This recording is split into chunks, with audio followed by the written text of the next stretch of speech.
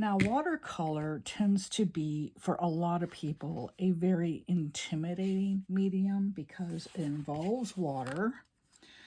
And because the paints are watery, they can be kind of difficult to control. And people will often say, I can't do watercolor. Nothing ever turns out the way I want it to. Well, the trick with watercolor isn't so much in controlling the paint, it's in controlling the water. If you can learn little tricks of how to control the water on the paper, you can actually excel at watercolor. So what I'm going to do today is I've got a set of watercolors here, and I wanted to swatch them out because I had them swatched out and I lost my master swatch. I don't know what happened to it. I suspect my dog ate it. I have no clue. And so I'm going to do a new one. The colors are already in chromatic order. Chromatic order, what I refer to as chromatic order, means the order of the colors according to the rainbow. So starting with red and working your way toward violet, and then working into the earth tones, the neutral tones, and then blacks, grays, and white, and then metallics. And here is the 48 color set here. This is the tin it came in. And I basically put them in what I consider to be chromatic order. And in this case, instead of starting with reds, I started with blue. And I don't know why, but that's what I did, so I'm sticking to it. So this is a little palette that they gifted me. I believe it came with this order. And this is their earth colors. They make ceramic palettes by hand, and they're very rustic. They will actually leave their fingerprints in the clay. It's really cool. I'll show you this one. This one's really heavy. And they put a clear glaze on it. And then I've got, whoops, this one here is another one of theirs. Again, just hand-formed, handmade. And like I said, sometimes you can see their fingerprints in them. Now, enough of that. What I'm going to do is I'm going to swatch the colors. And what I did ahead of time is I counted up all my Essie paints, because I have these. I have the 48 set. And then I have these.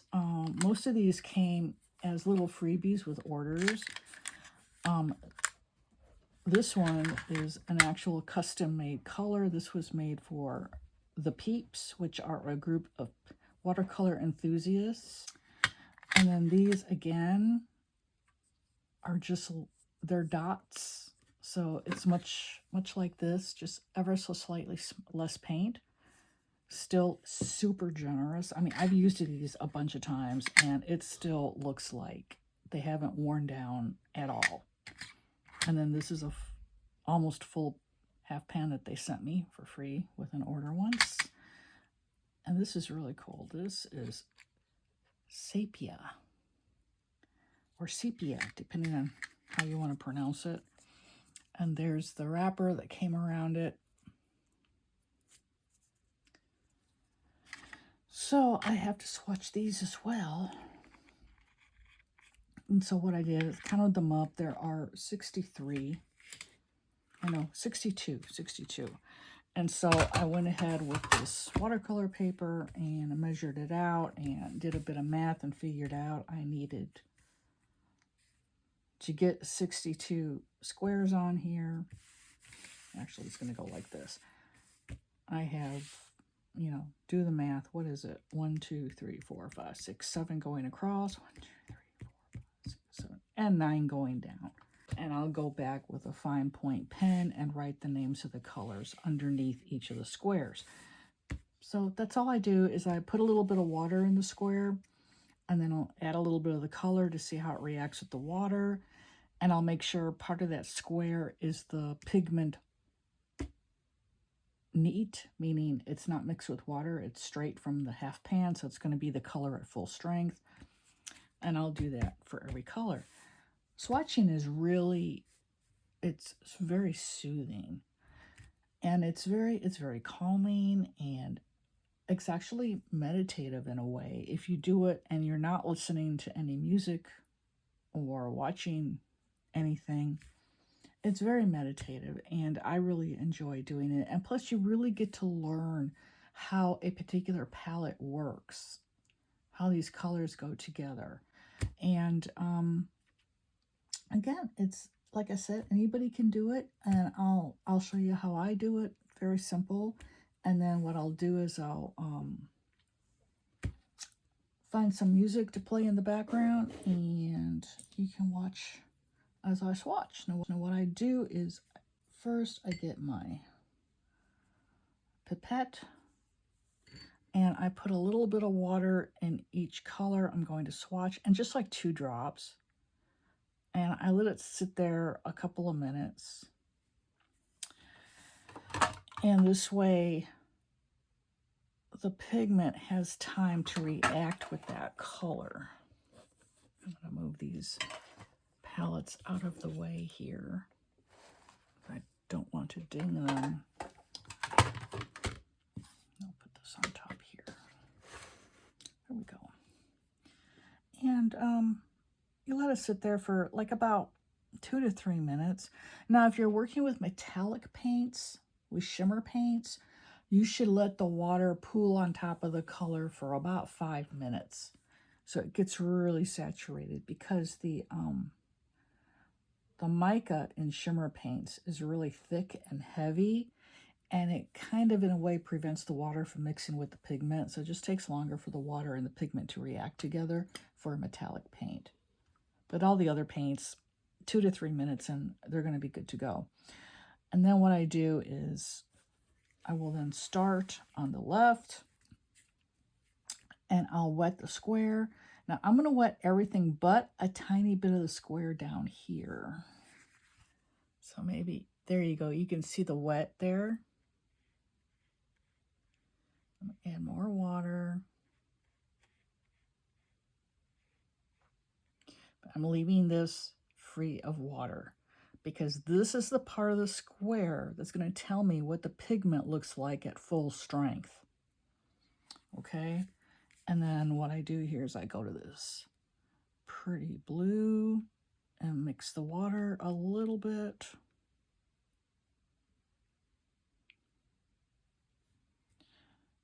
And I take it and I drop it on that part of the square that doesn't have any water on it, because again, I want to see it at full strength.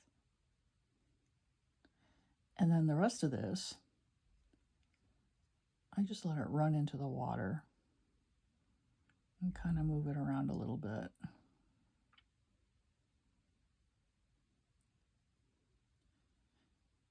And this will also show you if that particular color has any granulation, if it's going to split off into any of the pigments that were mixed together to make this color.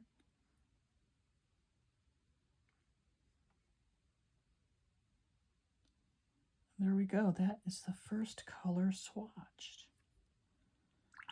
Very pretty. And of course, I rinse my brush off. Now, I've got clean water over here, and ideally what I should have done is grabbed a second brush. Here we go. I'll just use this one. I'm going to use this clean water to wet my squares, and I've got water up in my pipette here so I can add it to the half pans to keep them moist. But this brush will be to wet the square, and I'm going to do the same exact thing here. I am wetting the majority of the square except for this tiny lower right-hand corner. And I make sure to get plenty of water on there. And you want enough water to where if you hold it up to the light, it glistens. The paper will glisten from the water. Now this is actually inexpensive watercolor paper, 100% cotton, that I found on Amazon. And I will, depending on how I post this video to my Patreon, I don't know, because it's the first video I'm going to put up.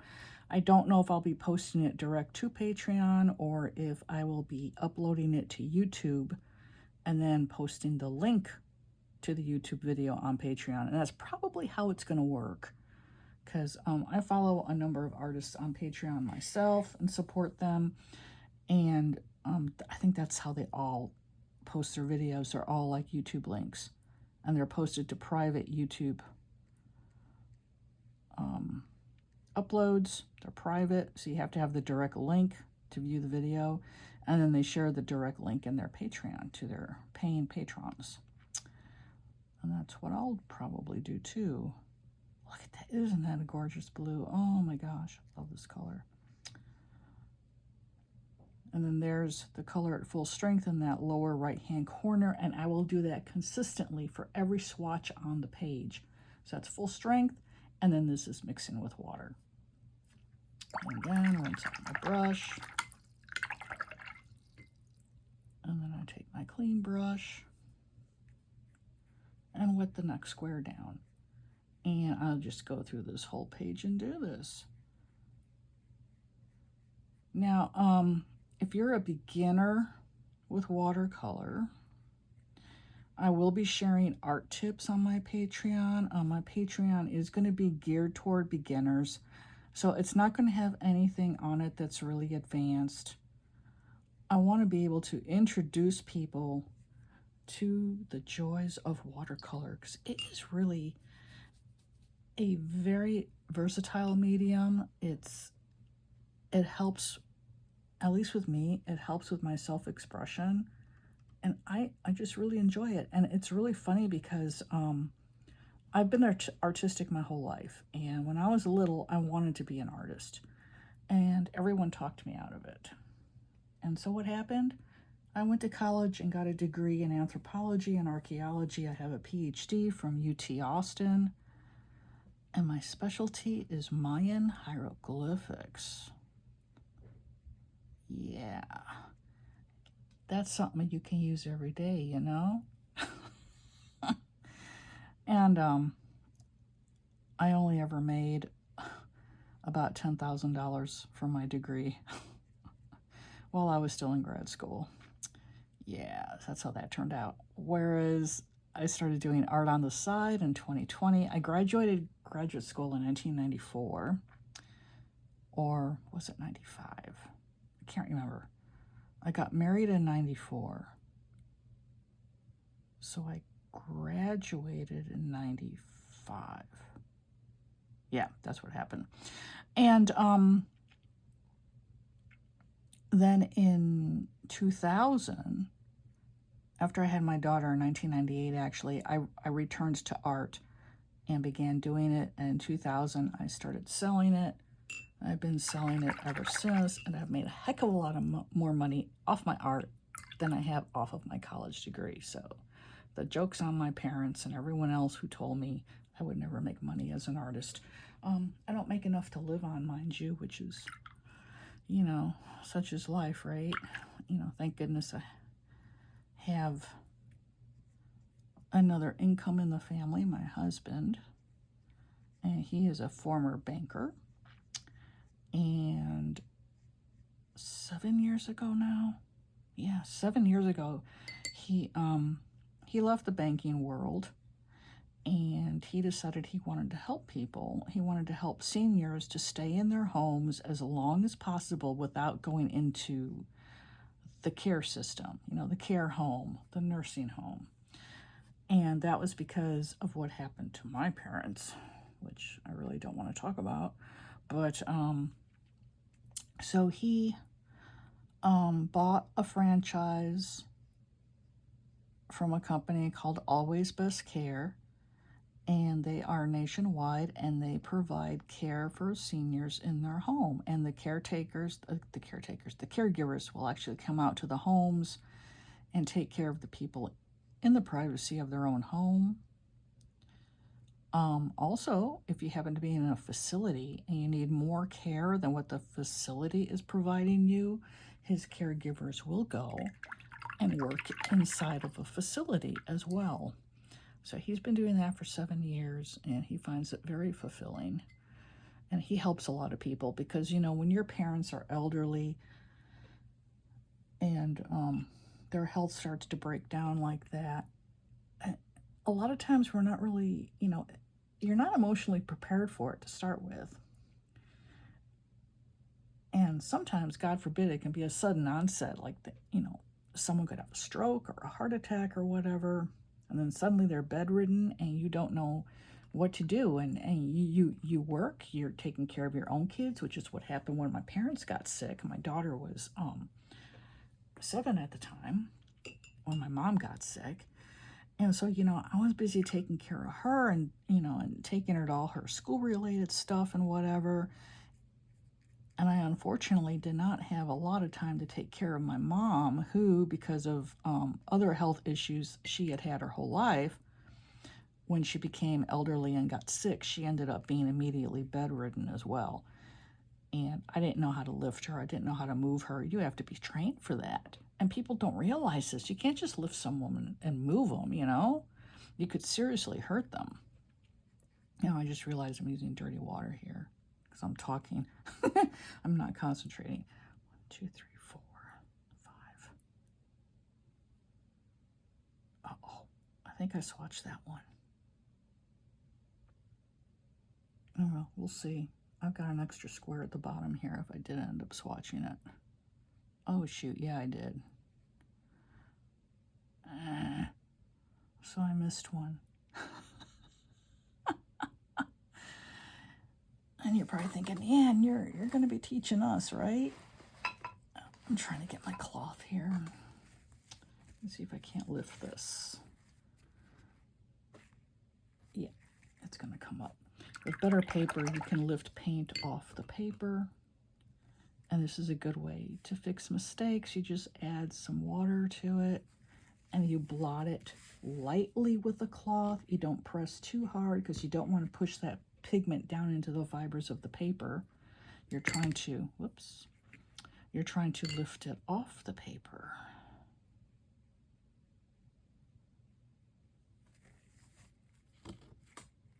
Okay, there we go. That's good enough. As I was saying, that is the business my husband does. So we are both entrepreneurs, but we both make peanuts. Let's see. 1, 2, 3. Why does it look like 4? So I didn't swatch this one. I don't know. And this will happen to you too when you're swatching your paints if you're talking too much. Yeah, there we go. So I'll have to remember these two are switched, and I'll just go ahead and get a pen and draw a little arrow to remind me that I've got those two out of order from what's in my palette. It happens.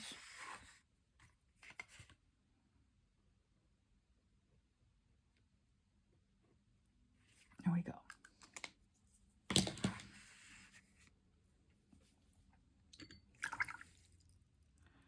About watercolors, as I was saying, are really quite soothing. And like I said, it all is based on how you control the water. Like I said, I put no water here in that lower right-hand corner. So in that regard, I'm already controlling the water by preventing it from being in that lower right-hand corner. And then I put a bunch of water in the rest of the square to allow the pigment to blend with that water and for the pigment to do its thing. And then as these dry, you'll get to see the characteristics of that pigment. But as I was saying earlier, I've been artistic pretty much my whole life. I mean, I began drawing when I was just 2. Love crayons. My little potato family mural graced my parents' dining room wall for 48 years until they had to paint the house in order to sell it. And I just always loved it. Oh, I thought I had paint on my brush. See, I'm talking too much. Always loved it and had hoped to make a career of it, and I eventually did, kind of, sort of.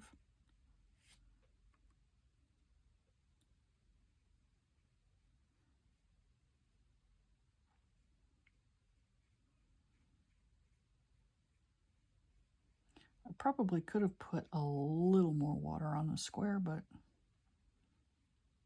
And you see, your paint, your watercolors, is only going to go where the water goes. See, I didn't put any water outside that square. So, of course, all the pigment is staying within the square. Even if I were to tilt the paper, see? It pretty much stays put.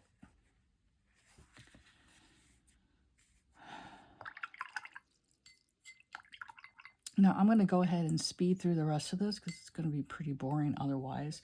It's probably going to take me a good, I don't know, maybe an hour and a half to swatch these. Because I like to take my time. Because again, I find it to be a meditative process.